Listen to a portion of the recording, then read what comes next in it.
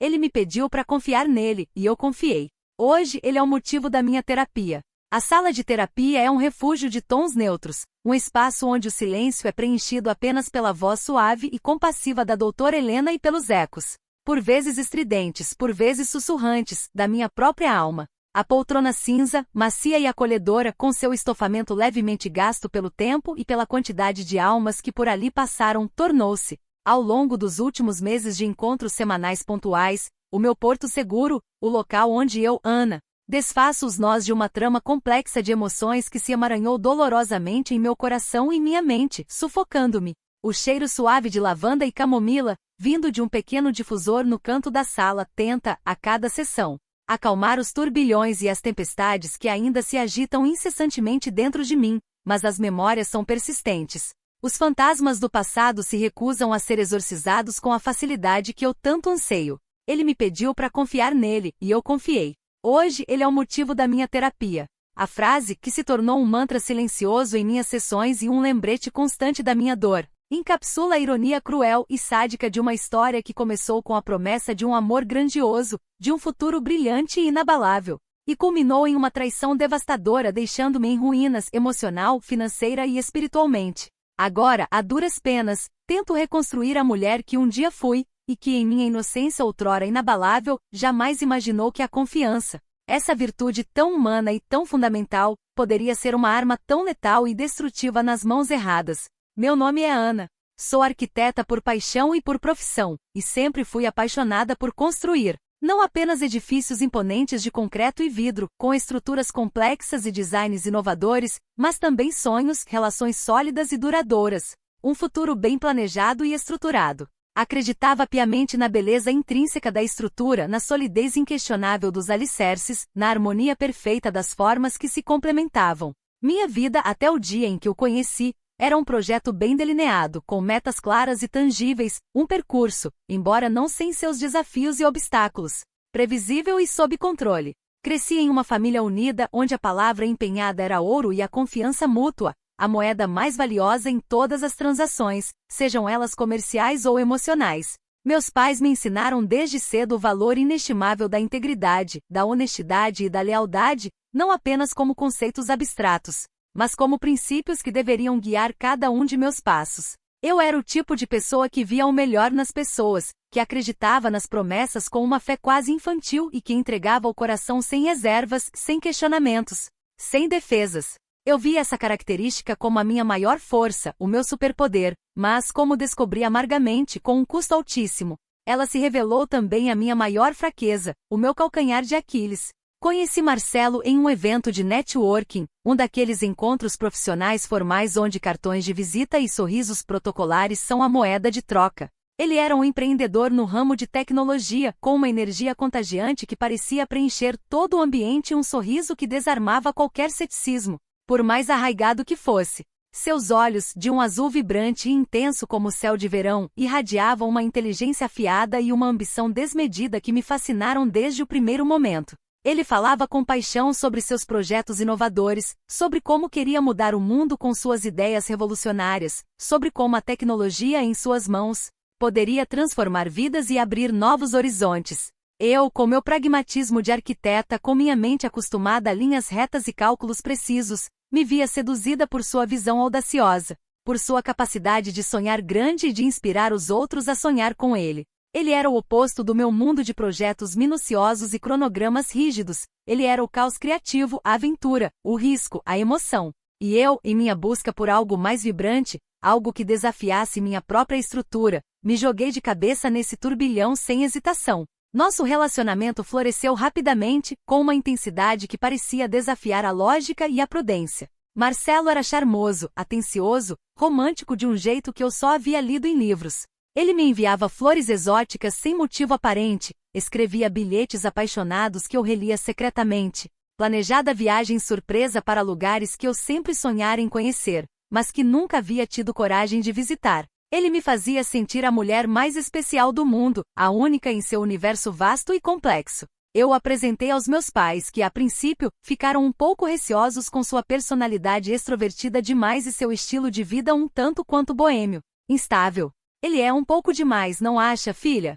Parece viver no limite, minha mãe comentava, com uma pontada de preocupação em sua voz e um olhar que tentava me alertar. Mas eu, cega pelo amor e pela paixão avassaladora, via apenas a alma generosa e o coração apaixonado que ele me mostrava, a versão que ele queria que eu visse. Eu o defendia com unhas e dentes, explicando que ele era apenas diferente e autêntico, um visionário incompreendido que não se encaixava nos padrões convencionais. Com o tempo, Marcelo começou a me incluir ativamente em seus projetos.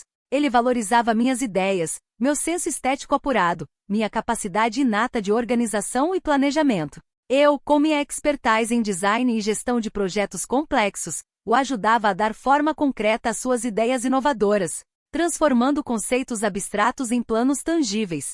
Juntos éramos uma força imparável, uma equipe imbatível. Nossos jantares românticos se transformaram em sessões intensas de brainstorming, nossos passeios de fim de semana, em discussões acaloradas sobre o futuro promissor da empresa dele, a Horizonte Digital. Ele me dizia, com os olhos fixos nos meus e a voz carregada de sinceridade, que eu era sua musa, sua parceira essencial, a única que realmente o entendia em sua complexidade. Suas palavras eram um bálsamo para minha alma, a confirmação de que eu havia encontrado o meu lugar no mundo, ao lado dele.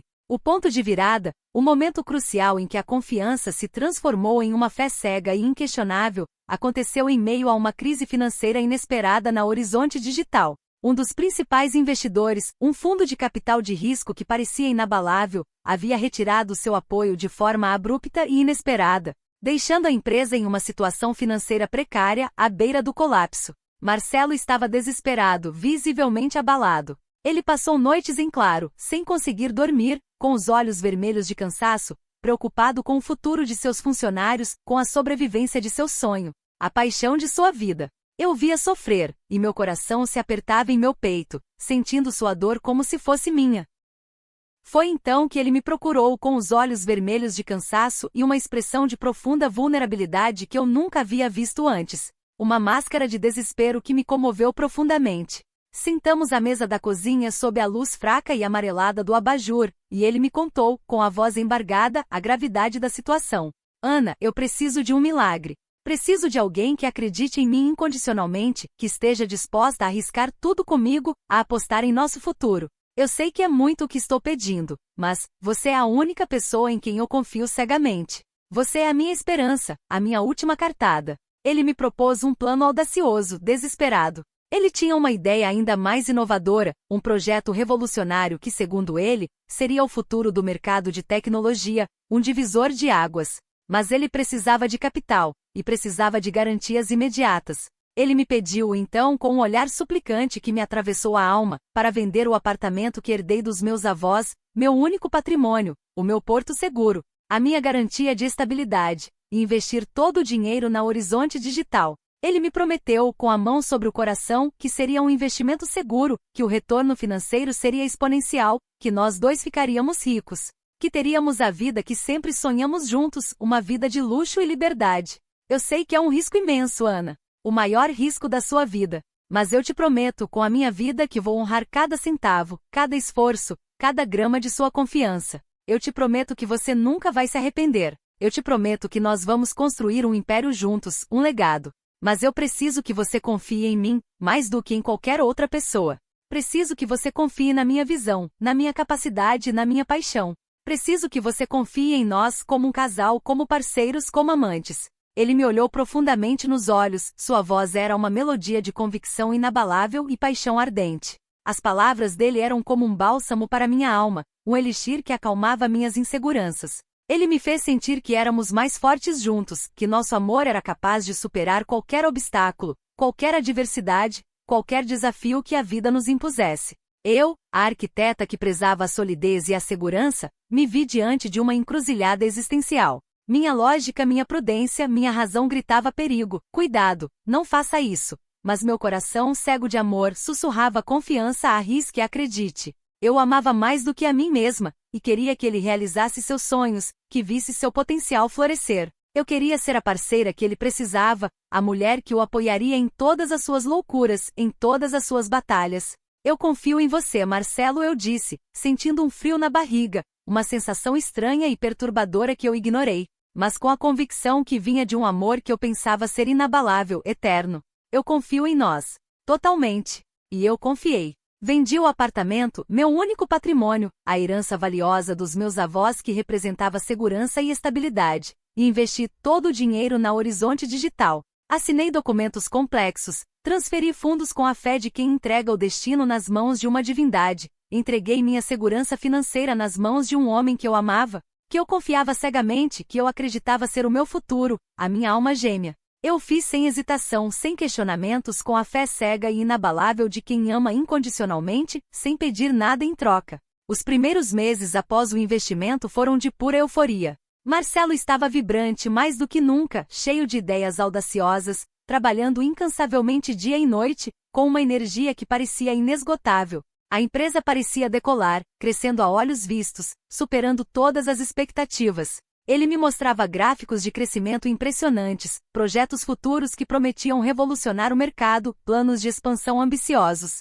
Eu me sentia parte de algo grande, algo significativo, algo que faria a diferença no mundo. Nossos jantares românticos se transformaram em celebrações de pequenos triunfos, nossos passeios de fim de semana, em discussões acaloradas sobre o próximo passo, sobre o futuro promissor que nos esperava. Eu me sentia a mulher mais sortuda do mundo, a parceira de um gênio, a construtora de um império que mudaria o mundo. Mas aos poucos as rachaduras sutis começaram a aparecer na fachada perfeita que ele havia construído. Pequenas inconsistências, detalhes que eu, com minha mente analítica e meu olhar treinado de arquiteta, comecei a notar com uma pontada de preocupação. Documentos que sumiam misteriosamente, números que não batiam com as projeções.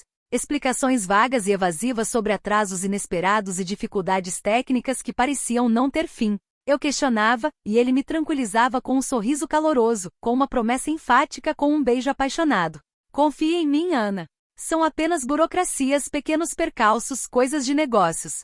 Você se preocupa demais, minha linda. Deixe comigo. Eu cuido de tudo. E eu confiava. Eu queria confiar. Eu precisava confiar. Até o dia em que o castelo de cartas desmoronou. Um auditor externo, um profissional experiente contratado por um novo investidor que Marcelo estava tentando atrair desesperadamente, descobriu uma série de irregularidades financeiras. Contratos forjados, desvio de fundos para contas pessoais, a criação de empresas de fachada em paraísos fiscais, contas offshore suspeitas. A Horizonte Digital não era um projeto inovador.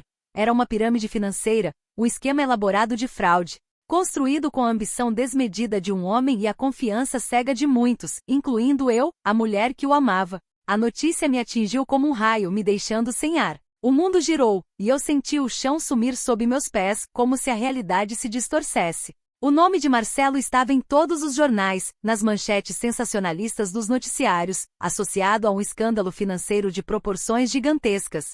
Um rombo que abalou o mercado. Minha vida, meu futuro, meu patrimônio, meu sonho. Tudo havia sido reduzido a pó, a uma nuvem de fumaça, a um pesadelo horrível do qual eu não conseguia acordar. Não havia mais Marcelo. Ele havia desaparecido, evaporado, levando consigo não apenas o meu dinheiro, mas a minha dignidade, a minha fé nas pessoas, a minha capacidade de confiar, a minha inocência. Ele fugiu, deixando para trás um rastro de destruição, de dívidas impagáveis, de processos judiciais intermináveis, de corações partidos e vidas em ruínas. E eu, Ana, estava ali sozinha com o nome manchado pela associação com a fraude, o patrimônio perdido, a alma em pedaços, tentando entender como tudo havia chegado a esse ponto. Os dias que se seguiram foram um borrão de dor intensa, de raiva cega, de vergonha paralisante. Eu me isolei do mundo, incapaz de encarar meus pais, meus amigos, a mim mesma no espelho. A sensação de ter sido enganada, manipulada, usada, era insuportável, corroendo-me por dentro. Eu me culpava incessantemente. Como pude ser tão ingênua? Como pude confiar cegamente em um homem que se revelou um lobo em pele de cordeiro, um predador disfarçado de príncipe? Minha lógica, minha formação, minha inteligência, tudo parecia ter falhado miseravelmente. Eu me sentia uma completa idiota, uma vítima perfeita de um golpe cruel. Minha família me apoiou com uma força que eu nunca imaginei. Meus pais, apesar da tristeza e da decepção imensa que sentiam pela situação, me abraçaram, me acolheram. Me deram o amor incondicional que eu tanto precisava para não me desintegrar. Meus amigos, os verdadeiros, se mantiveram ao meu lado, oferecendo o ombro para chorar, ouvindo meus desabafos intermináveis, me lembrando da mulher forte e resiliente que eu sempre fui, e que ainda existia, em algum lugar sob os escombros.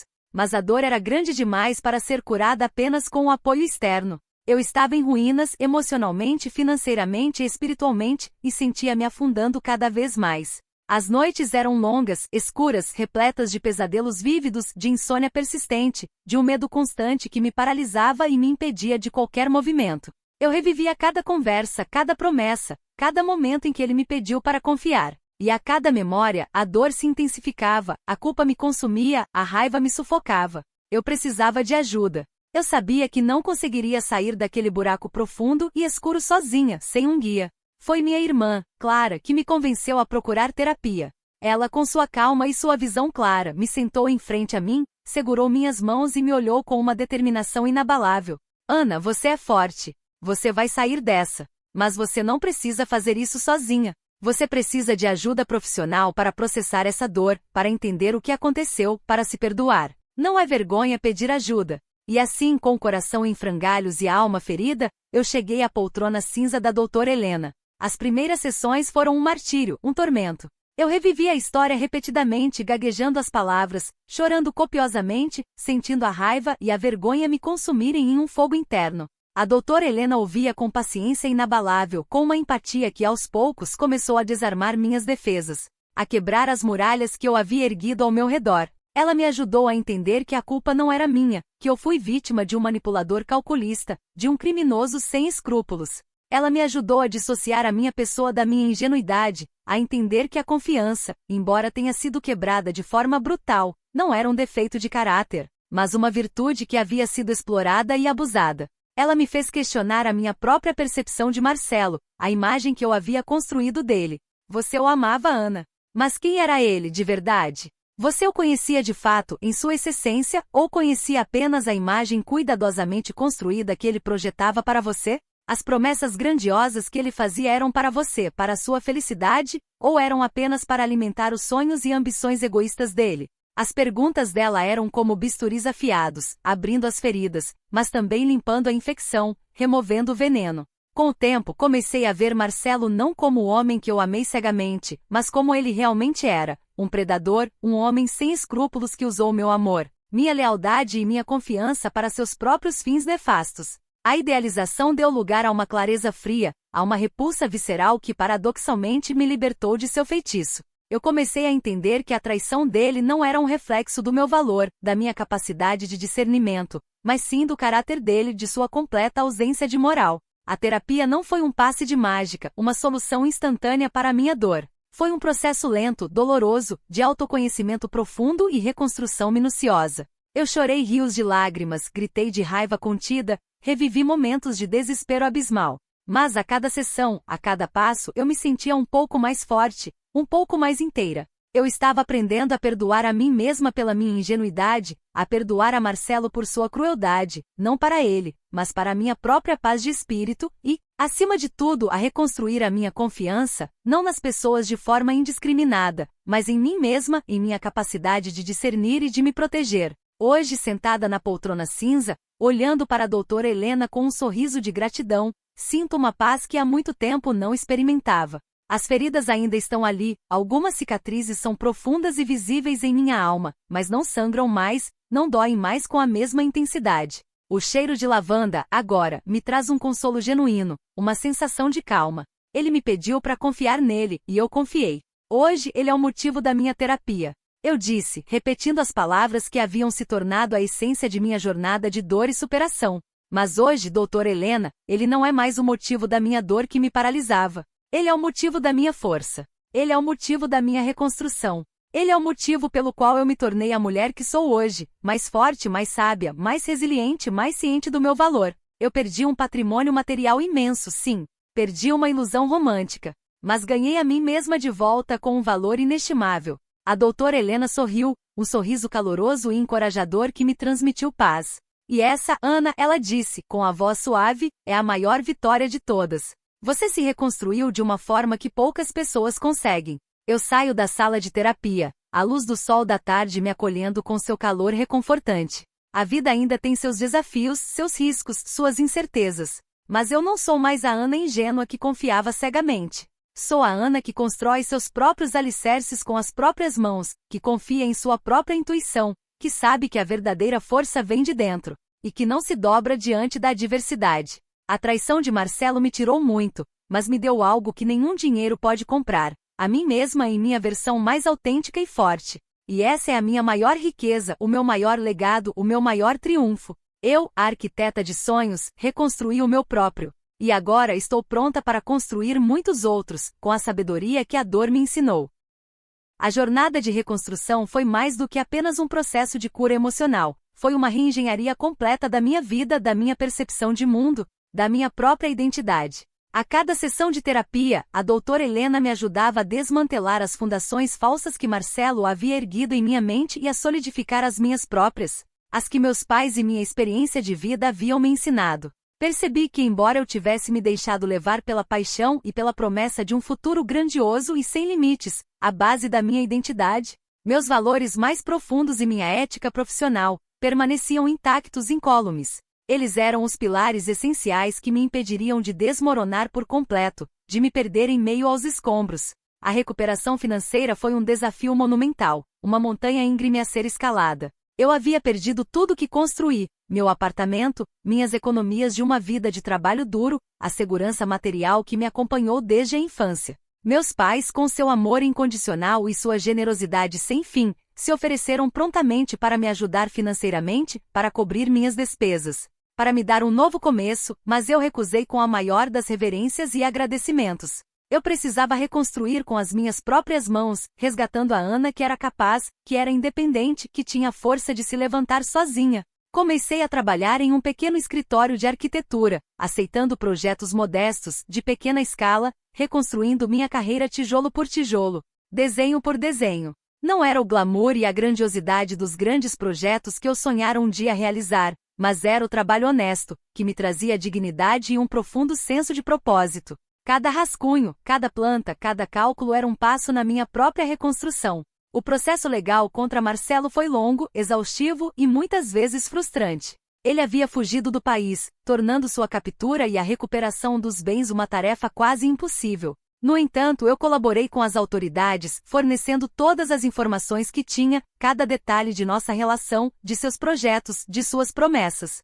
Não por vingança, mas por um inabalável senso de justiça. Eu queria que ele fosse responsabilizado por seus crimes, para que outras pessoas não caíssem em suas armadilhas, para que sua teia de mentiras não fizesse mais vítimas. A cada passo do processo, a cada depoimento, a cada documento entregue, eu sentia um pouco mais de peso sendo retirado dos meus ombros. Não era sobre o dinheiro em si, era sobre a verdade, sobre a integridade, sobre restaurar o equilíbrio. A minha irmã Clara foi um anjo em minha vida durante aquele período sombrio. Ela me visitava regularmente, trazendo consigo não apenas comida caseira reconfortante, mas também uma presença calorosa e silenciosa. Ela me acompanhava em longas caminhadas pelo parque, ouvindo meus desabafos intermináveis sem julgar, apenas oferecendo um ombro amigo. Ela me lembrava da minha força intrínseca, da minha capacidade de superar, da minha resiliência. Ela me ajudou a sair do isolamento, a me reconectar com o mundo exterior, com a vida. Meus amigos, aqueles que permaneceram leais e fiéis, foram um bálsamo para minha alma ferida,